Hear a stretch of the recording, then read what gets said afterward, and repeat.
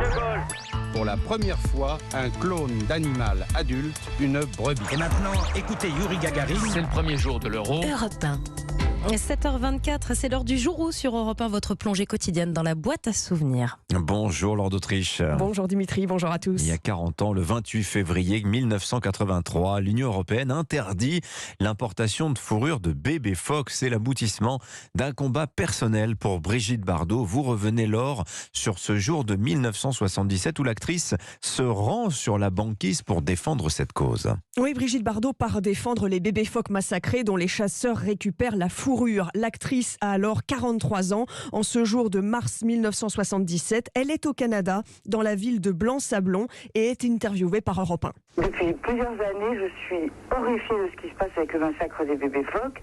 Et c'est pas en restant dans mon salon boulevard Lannes que je vais arranger quelque chose. Est-ce qu'on vous a dit que ce que vous faites là est très dangereux ? Bon, faut pas exagérer, c'est pas très dangereux.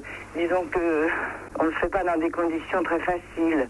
Il y a des mercenaires qui ont été payés par le gouvernement canadien pour nous empêcher d'aller sur la banquise. Ça fait 15 ans à l'époque que Brigitte Bardot défend la cause animale, mais là, elle vit en quelque sorte sa première croisade, accompagnée d'un ami, l'écologiste Franz Weber. Sur la banquise, Brigitte Bardot répond aux journalistes, mais des chasseurs hostiles se sont cachés parmi eux, et ce chasseur raconte comment il tue des bébés phoques. On prend des fusils ou bien des bâtons. Vous frappez sur la tête du bébé phoque. Du bébé phoque, oui. Après, on enlève la peau, puis la viande, la carcasse, et on laisse ça sur la glace. La carcasse, on la laisse sur la glace, dit ce chasseur. Et le plus dur, c'est que souvent, l'animal est encore vivant. Alors, quelques années plus tôt, Laure, il y avait 10 millions de phoques dans le monde, 10 millions. En 77, les experts ne recensent plus que 800 000. Oui, et lors de ce voyage, quelqu'un propose de montrer à Brigitte Bardot le corps d'un animal dépecé dans un sac en plastique, et Brigitte Bardot craque. Je suis épeurée. Moi, Brigitte Bardot, je vous le dis franchement, il y a des manifestations partout, à Londres, en Italie, en Allemagne, en France, pour dire Canadiens assassins.